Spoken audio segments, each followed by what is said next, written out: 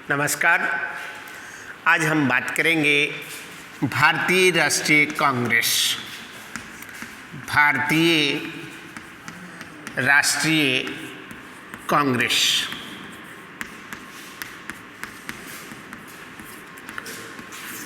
पिछले वीडियो में हमने भारतीय राष्ट्रीय कांग्रेस की स्थापना से पूर्व के जो प्रमुख राजनीतिक संगठन थे उनके बारे में चर्चा की थी। आज हम बात करेंगे भारतीय राष्ट्रीय कांग्रेस के बारे में। भारतीय राष्ट्रीय कांग्रेस भारत का प्रथम राष्ट्रीय संगठन माना जाता है और भारतीय राष्ट्रीय कांग्रेस का अध्ययन इसलिए महत्वपूर्ण है कि राष्ट्रीय आंदोलन का प्रमुख नेतृत्व भारतीय राष्ट्रीय कांग्रेस के द्वारा किया गया था। यद्यपि भारतीय राष्ट्रीय कांग्रेस की स्थापना से पूर्व प्रादेशिक स्तर पर राजनीतिक संगठनों का गठन किया गया था और उन प्रादेशिक संगठनों की सफलता से और धीरे धीरे भारतीयों में राजनीतिक चेतना के प्रचार प्रसार से यह बात सामने आई कि अब भारत में एक राष्ट्रीय स्तर का संगठन होना चाहिए और इसी क्रम में भारतीय राष्ट्रीय कांग्रेस की स्थापना एक अंग्रेज अधिकारी A.O. ह्यूम ने 28 दिसंबर 1885 को की। 28 दिसंबर 1885 कांग्रेस का स्थापना दिवस है। कांग्रेस की स्थापना इस दिन होती है, लेकिन इसके पीछे का इतिहास 1857 से क्रांति से पूर्व है। 19वीं शताब्दी भारत में पुनर्जागरण की शताब्दी मानी जाती है। आधुनिक भारत का जनक राजा राममोहन राय को कहा जाता है। राजा राममोहन राय एक शिक्षित व्यक्ति थे जिनकी चेतना से देश के अंदर राष्ट्रीयता का संचार हुआ।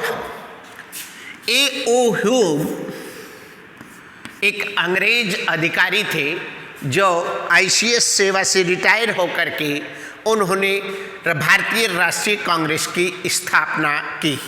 अब प्रश्न ये उठता है, हमारे दिमाग में ये प्रश्न आना चाहिए कि एक अंग्रेज अधिकारी ने भारतीय राष्ट्रीय कांग्रेस की स्थापना क्यों की। इस बात को जानने के लिए इस संबंध में 3 प्रमुख कंसेप्ट हैं और कांग्रेस की स्थापना को लेकर 3 मिथक प्रचलित हैं। पहला, कांग्रेस की स्थापना सुरक्षा वाल्व के रूप में की गई। दूसरा, कांग्रेस की स्थापना तड़ित चालक के रूप में की गई। और तीसरा, कांग्रेस की स्थापना राष्ट्रीय संगठन के रूप में हुई। सुरक्षा वाल्व की अवधारणा को अभय द्वीप की अवधारणा भी कहा जाता है। अभय द्वीप की अवधारणा भी कहा जाता है। इसको समझने की कोशिश कीजिए कि सुरक्षा वाल्व क्या था। विद्यार्थियों, अपने घर में प्रेशर कुकर होता है जिसके ऊपर सीटी लगी हुई होती है और हैंडल के नीचे एक पॉइंट बना हुआ होता है जिसको सेफ्टी वाल्व कहते हैं। इस पॉइंट का मकसद कभी सीटी जाम हो जाए और प्रेशर कुकर फट ना जाए, इसलिए अधिक प्रेशर होने पर ये वाल्व खुल जाता है और वाष्प यहाँ से निकल जाती है। इसी रूप में भारतीय राष्ट्रीय कांग्रेस की स्थापना 1857 की क्रांति का जो जवार भारतीयों में ब्रिटिश शासन के विरुद्ध पैदा हुआ था, वो जवार ब्रिटिश शासन के लिए ज्वालामुखी न बन जाए, इसलिए एलन ऑक्टिवन होम ने भारतीय राष्ट्रीय कांग्रेस की स्थापना की थी। इस क्रम में हम देखते हैं कि जनवरी 1883 में थियोसॉफिकल सोसाइटी का वार्षिक अधिवेशन था, जिसमें A.O. ह्यूम ने, दादा भाई नौरोजी, फिरोज शाह मेहता, सुरेंद्र नाथ बनर्जी सभी ने भाग लिया था। और इस अधिवेशन के पश्चात A.O. ह्यूम ने कलकत्ता विश्वविद्यालय के सभी स्नातकों को एक खुला पत्र लिखा और उनको इस बात के लिए आमंत्रित किया कि हमें भारत की स्वाधीनता के लिए एक राष्ट्रीय मंच की स्थापना करनी चाहिए। आप देखते हैं 1884 में ए.यू. होम ने एक संगठन की स्थापना की जिसका नाम रखा गया Indian national league. Indian national league भारतीय राष्ट्रीय लीग नहीं, संघ है, इंडियन नेशनल यूनियन। यही इंडियन नेशनल यूनियन दादा भाई नौरोजी की सिफारिश पर, दादा भाई नौरोजी की सिफारिश पर इसका नाम बदलकर भारतीय राष्ट्रीय कांग्रेस रखा गया। भारतीय राष्ट्रीय कांग्रेस रखा गया। भारतीय राष्ट्रीय कांग्रेस को सुरक्षा बल के रूप में मानने वालों में प्रमुख विचारक हैं लाला लाजपत राय, जिन्होंने अपनी पुस्तक यंग इंडिया में लिखा है कि अंग्रेजों ने भारतीय राष्ट्रीय कांग्रेस की स्थापना इसलिए की कि वह ब्रिटिश साम्राज्यवाद के विरुद्ध क्रांति न हो जाए और यह भारतीय ब्रिटिश साम्राज्य के लिए खतरा न बन जाए, इसलिए कांग्रेस की स्थापना की। और लाला लाजपत राय का एक फेमस कथन है इस संबंध में, क्या कि कांग्रेस लॉर्ड डफरिन के दिमाग की उपज है। लॉर्ड डफरिन, तत्कालीन वायसराय लॉर्ड डफरिन के दिमाग की उपज बताया।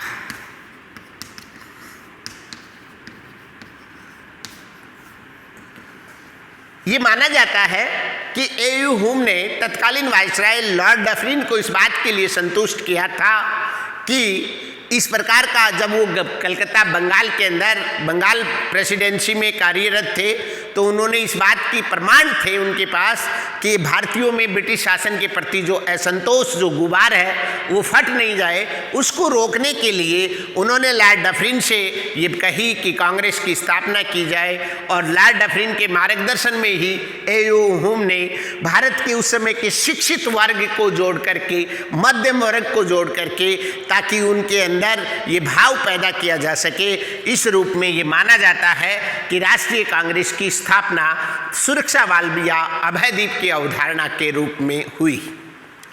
वहीं विपिन चंद्रा जैसे विद्वान इस बात को मानते हैं कि जिस प्रकार से भारतीय राष्ट्रीय कांग्रेस सुरक्षा बल के रूप में स्थापित है, उसी प्रकार से विपिन चंद्रा का मानना है कि तड़ित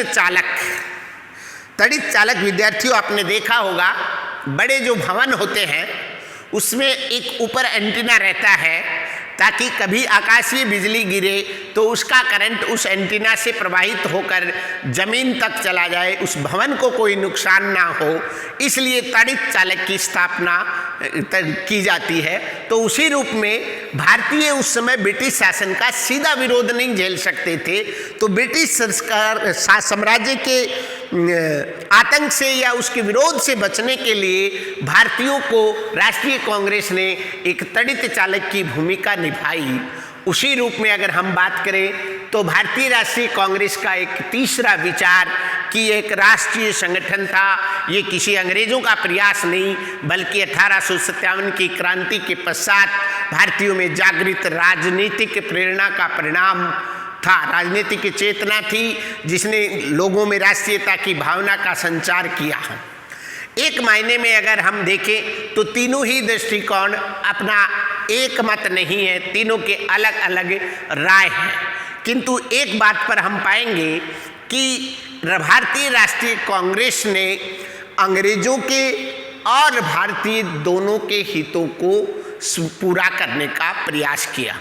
शुरुआती दौर में भारतीय राष्ट्रीय कांग्रेस जो थी, अंग्रेजों का मंतव्य भारत के शिक्षित वर्ग जो ब्रिटिश शासन की नीतियों के विरुद्ध जा रहा था, जनता में चेतना, उनसे संवाद स्थापित कर, उनके विचारों को जानकर, उनके द्वारा अपेक्षित सुधारों का छोटा मोटा सुधार करके वो उनको संतुष्ट करने का प्रयास कर रहे थे। वहीं भारतीयों के लिए भी भारतीय राष्ट्रीय कांग्रेस लाभदायक साबित हो रही थी, क्योंकि इस मंच के माध्यम से वो ब्रिटिश शासन के विरुद्ध आवाज़ उठा सकते थे, ब्रिटिश शासन की नीतियों की समीक्षा कर सकते थे, क्योंकि उस समय ब्रिटिश साम्राज्य इतना शक्तिशाली था कि उसका सामना नहीं किया जा सकता था। इसलिए दोनों ही अवधारणाएं अपने आप में सीमित हैं, किंतु भारतीय राष्ट्रीय कांग्रेस को अगर हम मूल्यांकन के तौर पर देखें तो ये सुरक्षा वाल और राष्ट्रीय संगठन दोनों शुरुआती दौर में हम कह सकते हैं ब्रिटिश साम्राज्य की या ब्रिटेन वासियों की मंशा सुरक्षावाल के रूप में थी और भारतीयों के लिए ये तड़ित चालक था।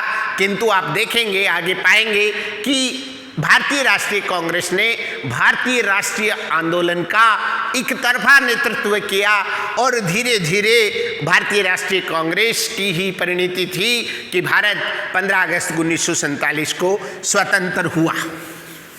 भारतीय राष्ट्रीय कांग्रेस आज़ादी के इतिहास में वो वटवृक्ष है जिससे सारी विचारधाराएं, शाखाएं वहीं से निकली हैं और भारतीय राष्ट्रीय कांग्रेस समय के साथ अपने आप को परिवर्तित करती रही। और इस भारतीय राष्ट्रीय कांग्रेस को, इतिहास को अब जब हम जानते हैं तो हम पाएंगे कि इससे 3 धाराएं निकलती हैं। प्रथम धारा जिसको कहा जाता है उदारवादी राष्ट्रवाद, उदारवादी राष्ट्रवाद। इसका काल माना जाता है 1885 से 1905। आपको पता होगा कि 1907 में कांग्रेस का विभाजन होता है, जो सूरत की फूट के नाम से जाना जाता है। यहाँ से एक नया विचार जन्म लेता है जिसे कहा जाता है उग्रवादी राष्ट्रवाद। और तीसरा जो राष्ट्रवाद माना जाता है, इस उग्रवादी राष्ट्रवाद का कार्यकाल माना जाता है 1905 से 1920। ये एक निश्चित विभाजन नहीं है, एक्सट्रीम विभाजन नहीं है, मोटी टाइमलाइन है। ये तीनों धाराएं एक साथ चलती रही हैं, लेकिन इस कालखंड में उदारवादी राष्ट्रवाद का प्रभाव रहा और 1905 से 1920 में उग्रवादी राष्ट्रवाद का प्रभाव रहा। और आप देखेंगे कि 1920 से लेकर के 1947 तक, जिसको भारतीय राष्ट्रीय स्वाधीनता आंदोलन में गांधी युग के नाम से जाना जाता है, इसके अंदर जन राष्ट्रवाद के रूप में इसे जाना जाता है।